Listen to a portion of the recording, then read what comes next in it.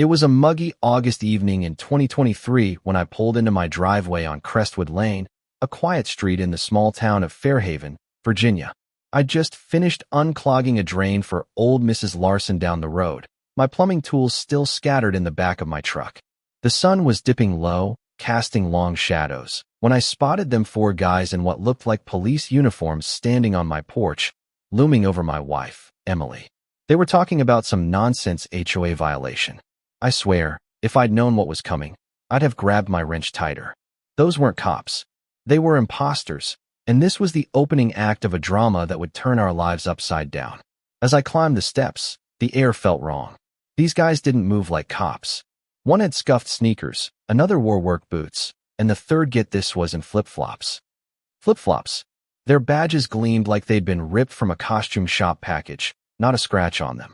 The tallest one, trying to sound official, said, "We need to speak with Emily Carter about HOA compliance issues."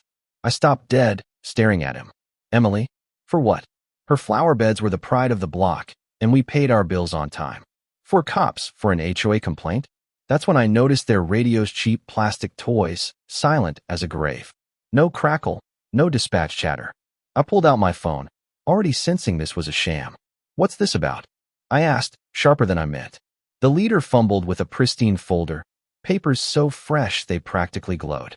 "Mrs. Carter signed an HOA agreement during our recent boundary expansion," he said, tripping over boundary like it was his first time saying it. His eyes darted to the script in his hands, nervous as a kid at a spelling bee. Emily appeared at the door, calm as ever, her eyes scanning their fake documents. "We're not in your HOA," she said, her voice steady, like she was pointing out the sky was blue. The officers froze, exchanging glances like they'd rehearsed everything but the truth. I started recording, catching their mismatched shoes and shiny badges in crisp detail. "Can you show me a document with my wife's actual signature?" I asked. They couldn't. Their stammering was almost comical until I dialed 911 on speaker. The real dispatcher's voice hit like a thunderclap. The leader muttered into his toy radio, "Claire, she knows something," as they bolted to a beat-up sedan down the street. I got their license plate on video before they peeled out, leaving us on our porch, hearts pounding. Our doorbell camera caught it all, their panic, Emily's calm defiance, and the moment they realized they'd picked the wrong house to mess with. That night, we played back the footage, and it was clear this wasn't just a mix-up. Something bigger was brewing. The next morning, Claire Bennett, the HOA president who'd ruled Oak Ridge Estates for years, kicked off her campaign of intimidation. She was a woman who carried a clipboard like it was a scepter, her eyes always hunting for flaws. "Still haven't trimmed those azaleas, huh?" she'd say, her tone dripping with smug satisfaction. A thick envelope arrived in our mailbox, marked Notice of Property Incorporation. It claimed a surveyor error had placed our house in her HOA's jurisdiction. The letterhead was fancy, but the logic was flimsy. We'd never signed anything, and our deed was clear our property wasn't part of her domain. 10 days later, another envelope came, stamped Violation Notice in red. Apparently, Emily's azalea's vibrant bursts of purple and white weren't architecturally approved. I laughed at the absurdity, but then a black azalea appeared taped to our mailbox. No note, just a chilling message. Someone was watching us. The fear crept in, cold and sharp. This wasn't about flowers anymore. Our neighbor, Tom, caught me at the grocery store, his voice low. "Claire's gunning for you," he said. "She's got a private Facebook group calling you troublemakers." The audacity, Bernitas, troublemakers? We'd lived here longer than most. Claire's lies spread fast, turning neighbors against us. Mrs. Thompson stopped waving. The Wilsons pulled their kids inside when we passed. It stung, but Claire wasn't done. Another notice arrived, demanding a $500 fine for unauthorized landscaping. Her precision was eerie, like a predator circling. Then she showed up with a crew, snapping photos of Emily's garden like it was a crime scene. "Mrs. Carter needs to follow community standards," she snapped, her eyes glinting with malice. I recorded it all, her composure cracking when she saw my phone. "Do you have permission to record?" she demanded. "My property, my rules," I shot back. Her face flushed, but before she could regroup, Deputy Ryan Mitchell pulled into our driveway. Ryan was following up on the fake cop incident. Seeing Claire's crew, he didn't hesitate. "This is a serious matter," he said, loud enough for her to hear.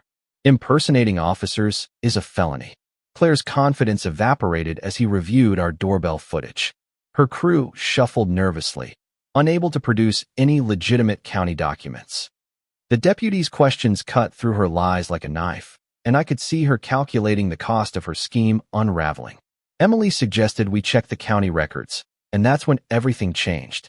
At the recorder's office, while I argued with the clerk about survey details, Emily pored over microfiche like a detective. She found Ida's 60-year-old deed with handwritten notes. Our family owned an agricultural easement for Crestwood Lane, the main road into Oak Ridge Estates. The terms were clear. Only farm use was allowed without our consent. Commercial development? That needed our approval and compensation. Claire's boundary expansion was a fraud. She was trying to sell access rights to a road we owned.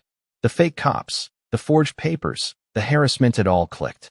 They needed Emily's signature to bury the easement, and she'd outsmarted them from day one. We didn't just sit on this. Emily hired a property lawyer who confirmed our rights. Instead of fighting Claire's restraining order, her desperate attempt to paint us as troublemakers, Emily filed for a safety inspection of our easement. Permit 2023 to 3921 shut down Crestwood Lane with barriers and cranes, legal and untouchable. The impact was immediate.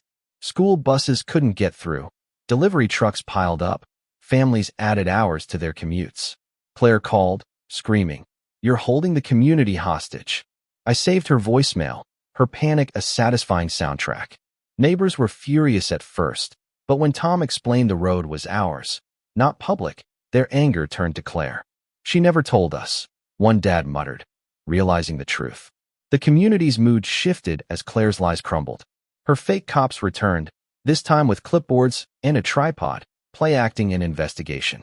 But Ryan showed up again, catching them red-handed. "Hands visible," he barked, and the imposters folded. 3 were cuffed as patrol cars rolled in, neighbors gawking. Tom, usually quiet, filmed it all, whispering, "I thought they were real this time." The arrests flipped the narrative. Claire's Facebook group went silent as people questioned her. But Emily wavered, watching families struggle. "Are we hurting innocents?" she asked, her voice soft. I reminded her Claire started this, but the doubt in her eyes gnawed at me. We were right, but at what cost? A note slid under our door that night, scrawled in shaky ink. "The contracts are worth millions. Back off or else." The threat sent chills down my spine. Someone was scared, and it wasn't just Claire. The court hearing loomed, and Claire arrived with a lawyer and a stack of forged surveys, claiming we were blocking a public road. The judge wasn't fooled. "No plat verification," she noted, dismantling Claire's case. Emily took the stand, her voice steady, presenting our deed. "They're using our road for commercial deals without consent," she said. The county surveyor confirmed Claire's maps were fake, riddled with Photoshop errors. Then Tom handed us a USB drive HOA emails showing Claire pocketed $50,000 from Crestview developers to force compliance. She'd planned to sell our road for a luxury condo project, targeting us to eliminate obstacles. The community meeting was chaos. 30 families packed the room, furious after Tom leaked the emails. "She used our fines for her scams," one mom shouted. Claire's defense, mumbling about community improvements, was drowned out. When residents voted her out, 28-0, she fled, resigning on the spot. The judge's ruling was a hammer blow. $80,000 in damages to us, Claire barred from claiming our property. She sold her house to pay, bankrupted by her own greed. The fake cops got probation. Claire faced fraud charges. The HOA slashed its rules, issuing apologies. Our reputation healed, neighbors thanking us for exposing Claire. Crestwood Lane reopened, a sign noting our family's ownership. Emily's azaleas bloomed brighter, untouched by fines. 2 months later, I fixed our mailbox while Emily tended her garden. Tom strolled over, beer in hand. "Claire forgot to check who owned the road," he laughed. Emily smiled, wiping dirt from her hands. "We never wanted a fight," she said. "But when they come for your home, you stand your ground." Weeks later, Claire's moving van rolled out. She glanced at our house, shook her head, and drove off, defeated. The neighborhood was ours again, quiet, free, no more fake cops or forged papers. Just truth, blooming like Emily's azaleas. What would you do if someone tried to steal your home with lies? Should we have backed down to spare the neighbors, or was fighting worth it? Could you stand up to a bully like Claire, knowing the cost? Drop a comment, hit that like button if this hit home, and subscribe for more stories where truth wins out.